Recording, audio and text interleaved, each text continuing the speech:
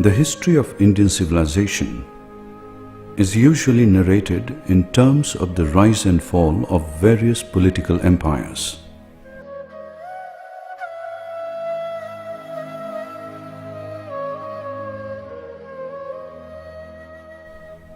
This cyclic process has continuously shaped the geographic boundaries of Indian civilization.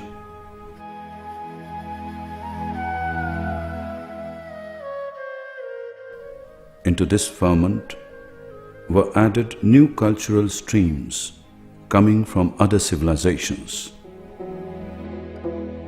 The Turkish invasion from Central Asia brought in the Islamic culture, creating its own political empires in India. While India was struggling to contain and assimilate the Islamic culture in its political processes, the rising powers of European culture were finding their way into India.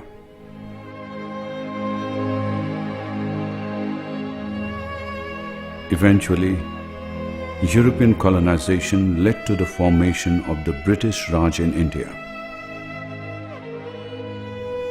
With this colonization came scientific materialism and the Christian missionaries of European culture.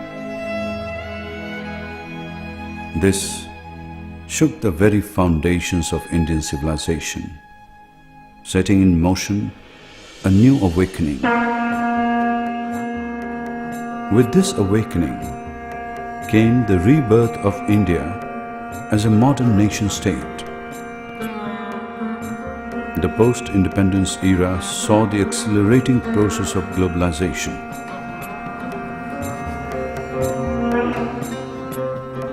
And with the arrival of the internet, the cultural streams from around the world are entering and mixing with the Indian civilization.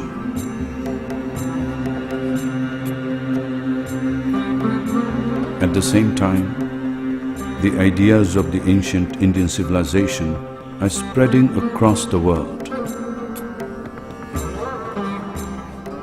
The celebration of the International Yoga Day is an Indian contribution to the emerging global civilization. But what is the essential vision and work of India among the global community of nations today?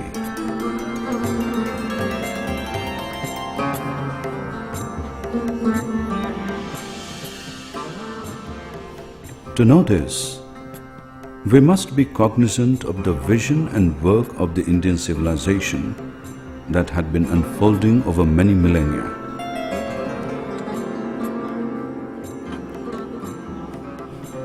Behind the apparently random series of political empire-building cycles, there is an emerging process of evolving consciousness.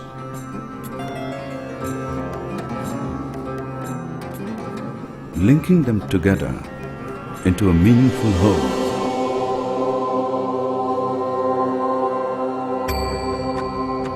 The evolution of consciousness implies a collective conscious being within a civilization. This being is going through the process of its birth and growth through generations of people across the empires.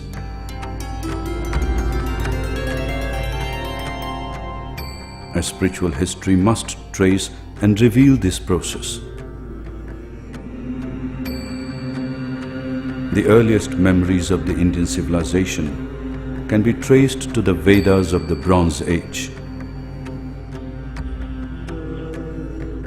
The Vedic mantras are not a product of reasoning intellect, but of intuition.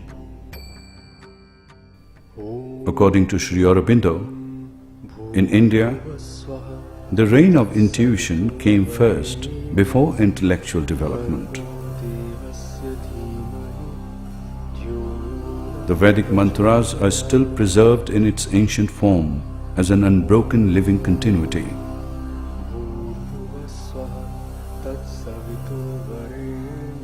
It is in the Vedic experience we can find the birth and childhood of the Indian civilization.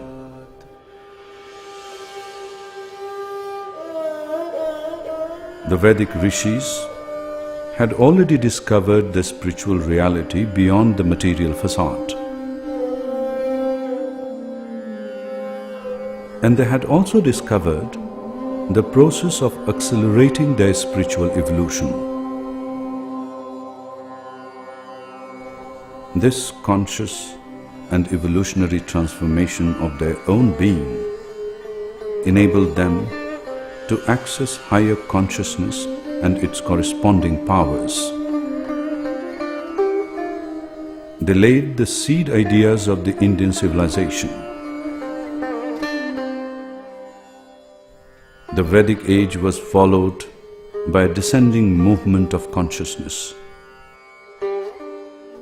which attempted to take up each lower degree of consciousness and link it to the spiritual summit.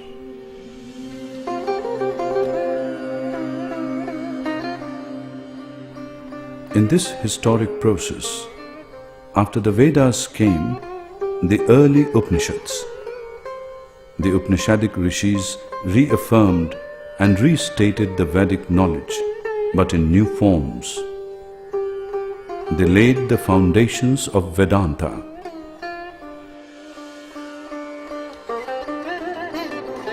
While their methods were still intuitive, their expressions had already become increasingly intellectual. This was the period when the Indian civilization reached its adulthood. This period was followed by the Age of Reason. With the Age of Reason came a great outburst of intellectual development, flowering into 6 systems of philosophy and 2 great religions. They took spiritual truth as its basis and tried to reach it by the power of the mind's reflective, speculative, logical thought. At the same time, the processes of yoga were developed, which spiritualized the thinking mind. This period also saw the birth of 2 great epics, Ramayana and Mahabharata. Valmiki and Vyasa, the most influential poets of ancient India, took up the essence of the Vedic and Upanishadic experience and recast them into new forms suitable for the Age of Reason. The Gita of Mahabharata brought in a new synthesis of knowledge. The consciousness came down further, leading to increasing codification and systematization of knowledge of that era. As consciousness came down further, the emotional and aesthetic being was taken up as the means of spiritual realization. This gave birth to the Puranic period and Bhakti movements, spiritualizing the emotional being in the individual through the heart and its emotions. This period saw the birth of temples and deity worship. They revived and restated the ancient truths of the Vedas in terms of devotional poetry. Further descent of consciousness led to the development of Tantra, which took up the aspect of power and pleasure and turned them towards spiritualization.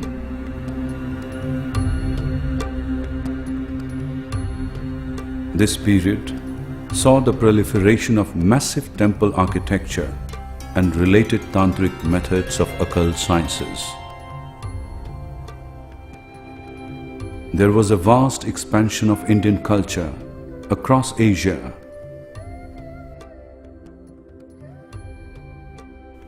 As the descending movement continued, the Hatha Yoga emerged, which took up the body and its spiritualization.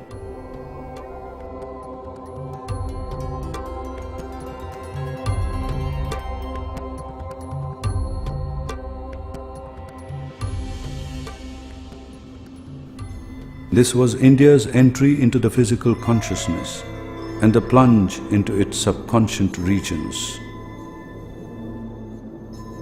Then began the withdrawal of the Indian civilization from its outgoing expansion of the previous tantric cycle.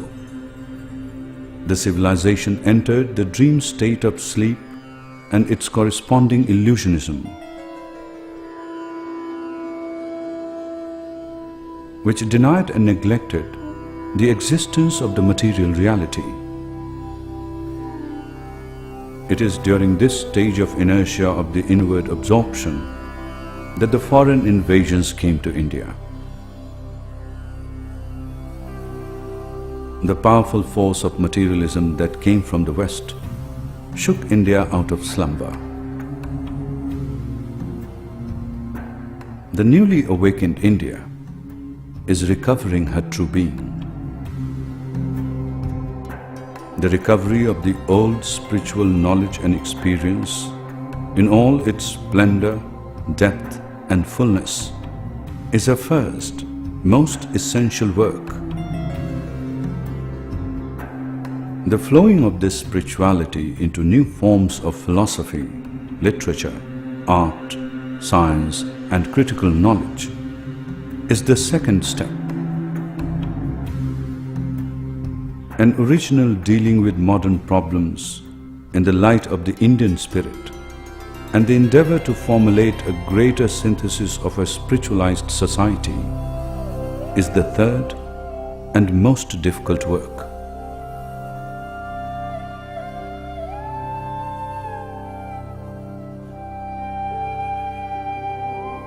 Indian civilization's success on these three lines will be the measure of India's contribution to the future of humanity.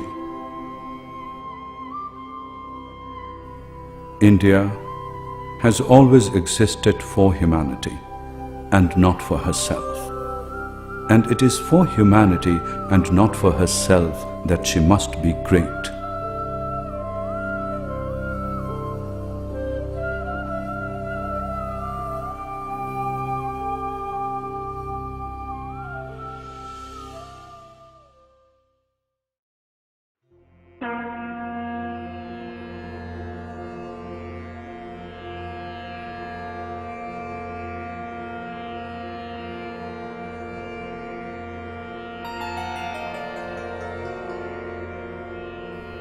In India, the most ancient records of spiritual self-discovery can be found in the Vedas.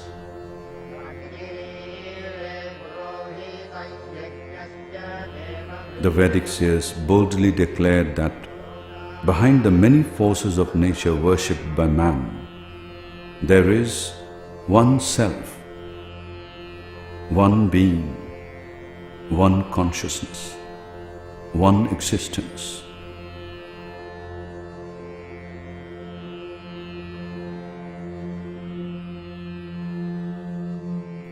And we are one with that greater self, immortal and deathless behind the multiplicity of forms.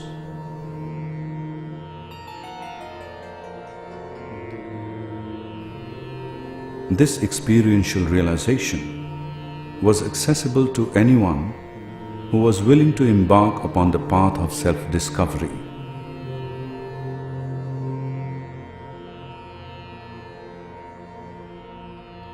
And the seekers who had arrived at such a self-realization were called the Rishis. They guided the destiny of people, their kings, kingdoms, and the growth towards larger empires.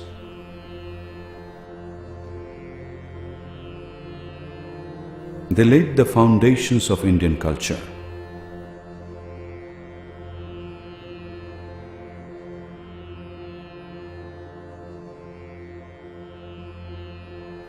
But how old are the Vedas? The orthodox scholars position it around 1500 BCE. But the Vedic rishis speak of themselves as new seers, and refer back to their own ancient seers who preceded them and found the path to self-realization.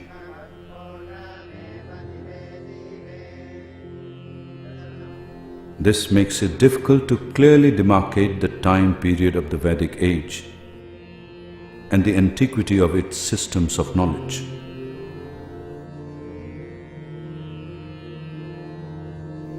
The Vedic experience was orally transmitted across generations, encoded as mantras.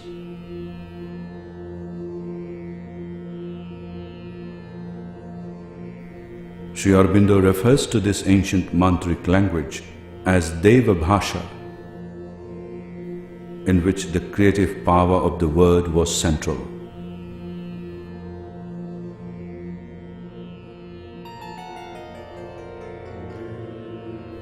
The rishis were the discoverers of the Vedic mantras.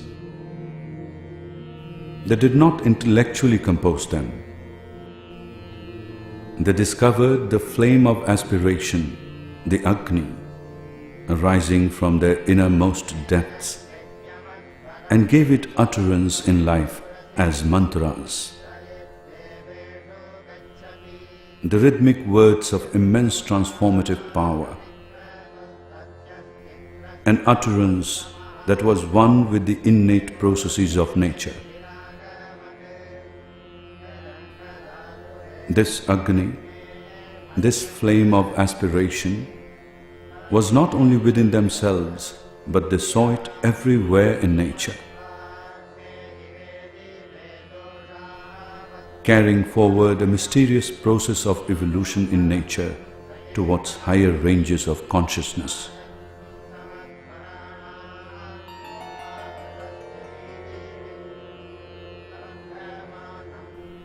Following the ascending path of Agni, they could discover and open to the descending power of Indra, of a divine mind above.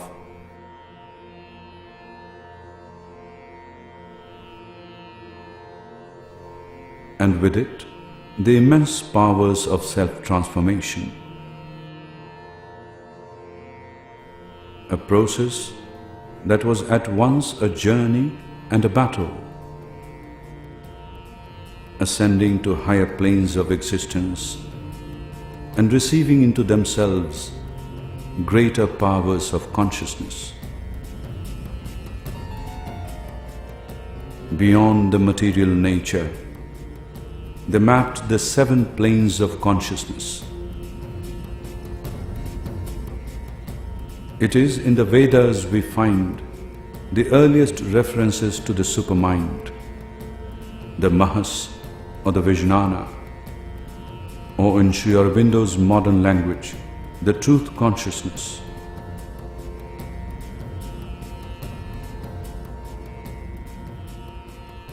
It was this plane of consciousness that linked the formless oneness above and the world of forms and multiplicity below. It was the dynamic foundation of oneness and multiplicity of creation held together in a vast harmony of truth consciousness.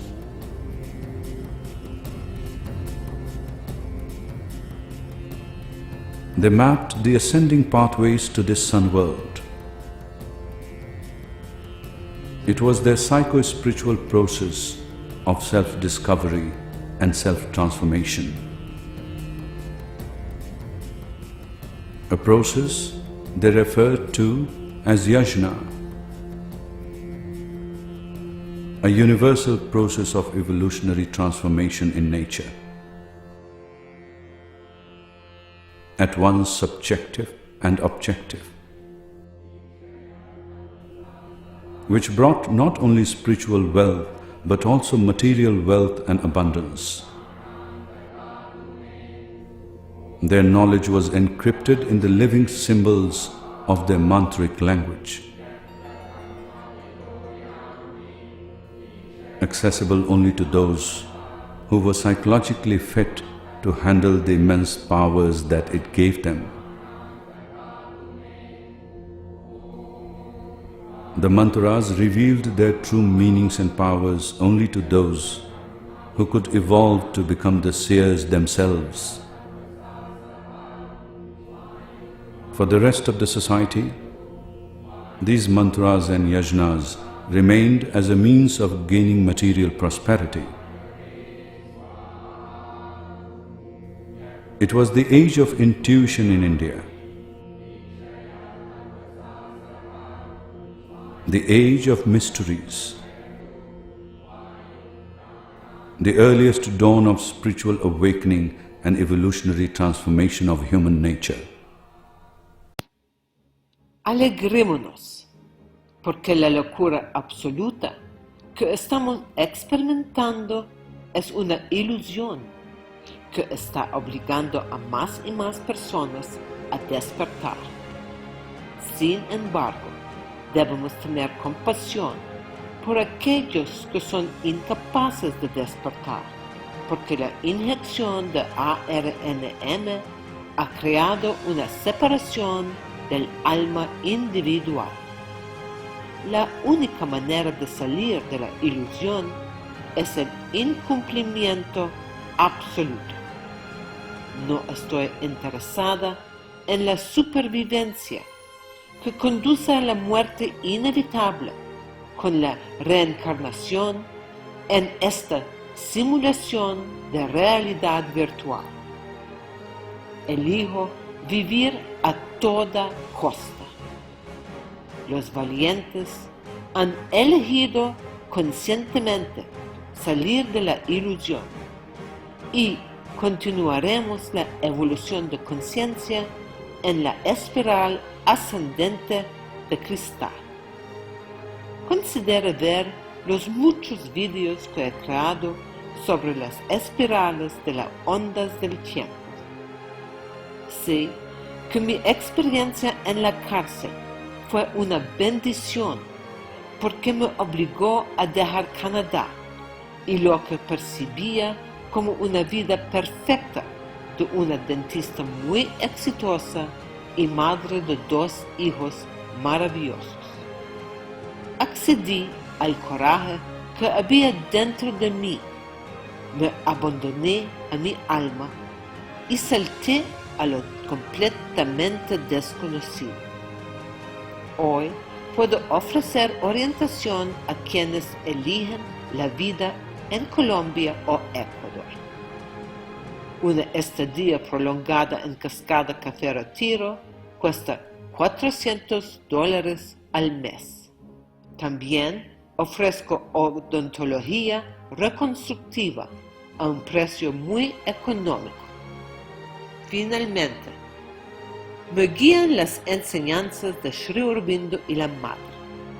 El yoga integral de Sri Aurobindo va más allá de la liberación individual y se embarca en una transformación colectiva en la tierra. Después del fallecimiento de Sri Aurobindo, la Madre continuó su trabajo y el 29 de febrero de 1956 logró hacer descender la conciencia supramental sobre la tierra. Desde entonces, la supramente está operativa sobre la tierra como un activo poder evolutivo. Una nueva fase de la evolución ha comenzado en medio del colapso del viejo mundo.